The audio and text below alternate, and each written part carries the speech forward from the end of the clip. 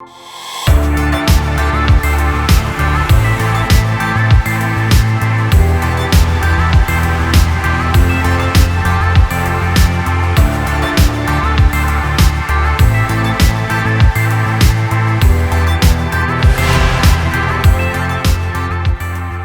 up everybody, and welcome back to yet another video.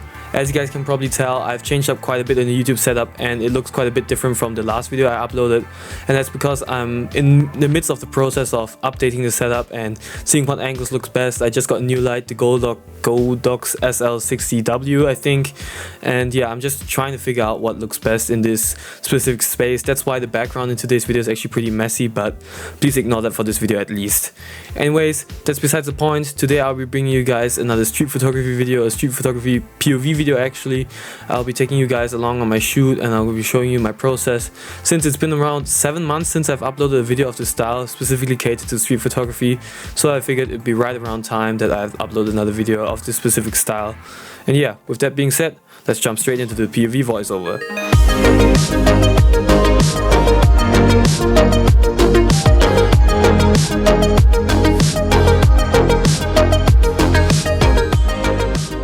So we're back out in the city, once again trying to capture them moody bangers, and at this point I'd like to thank my dad for driving me all the way out here, just because I was really feeling the need to go out and to create some fresh new content.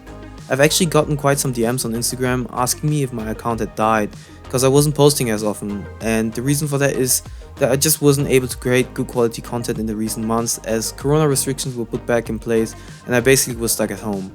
I did some hard drive diving, but honestly all the good shots were already used up during the first lockdown. And I will always put quality over quantity when it comes to my IG account. But with that being said, restrictions should ease up pretty soon and I hope I can get the grind back on as soon as possible. The idea behind the shoot was to try and capture people passing by holding up their umbrellas. I knew I wanted to capture something along those lines, and during the drive to the city I figured I would want to come to this intersection right here to capture the people crossing the road with the city lights and the leading lines in the background. I must have crossed the street at least 20 times trying to get a good shot, but in our first crossing we already get a pretty decent shot, which gets me motivated to stick to the location. After waiting for the light to turn green, I crossed the street another time and I managed to take another halfway decent shot, once again assuring me that there's potential at this location. I just have to be patient. I continue shooting and I make sure to capture everyone that looks interesting to me, so that I have a bigger variety of shots later in the edit, just to make sure I really do go home with a banger tonight. I used the time on the sidewalk when waiting for the traffic light to turn green to review my shots and to check my focus, and at this point I'm honestly already excited to bring the images to life in the edit later on.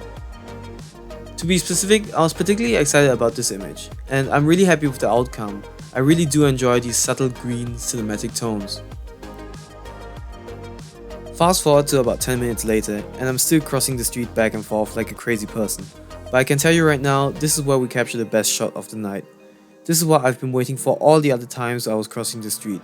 The funny thing is, at the time I didn't even realize this was going to be my favorite shot, but after editing it, I could see that everything lined up. We got great depth created by the umbrella, giving us more layers in the image, and I mean look at those leading lines, what more do you want? Also, I figured this shot would look really good in a photo set, so I put one together in Photoshop and sure enough, we got ourselves the heavily anticipated banger. This is also the shot I ended up posting up on my Instagram. You might think after capturing that shot I would be done crossing the road, but I'm a crazy person, so I continued on for like 30 minutes just to capture the perfect moment in all of its out of focus glory. This one really bummed me out. Can you imagine how sick this would have been if it was in focus? I swear, this always happens in the wrong moments. This got me wondering, does stuff like this only happen to me, or do some of you out there have similar issues when out shooting? And please, I don't want to hear all the Sony fanboys saying that their out of focus does not miss a single shot, cause I'm sorry to disappoint you, they actually do. But after that shot, I decided it was time to move on and I backed up a bit, switched to the Olympus 40-150 f2.8 to capture some telephoto goodness.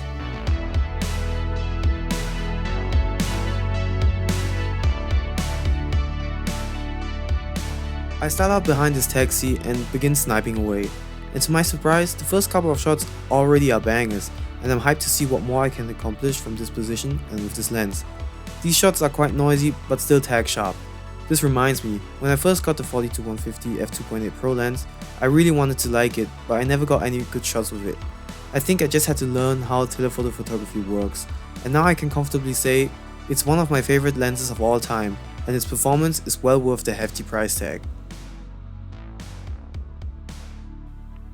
I continued the telephoto journey and soon after captured the next shot worthy of making it into the POV video.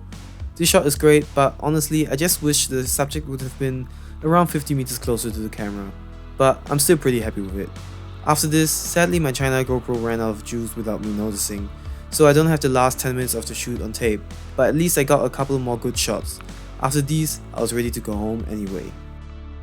I'm pretty happy with these, and especially with the subject focus I was able to capture. Those were pretty much all the shots I got that night, and all in all I'm very happy with how the shoot went.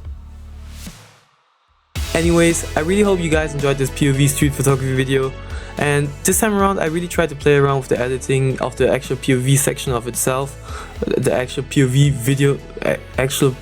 section of the video, and I tried to make it a bit more interesting and stuff like that. I hope you guys noticed, and if you enjoyed the video I'd really appreciate if you could leave a thumbs up and maybe even consider subscribing. But with that said, I'll catch you guys in the next one.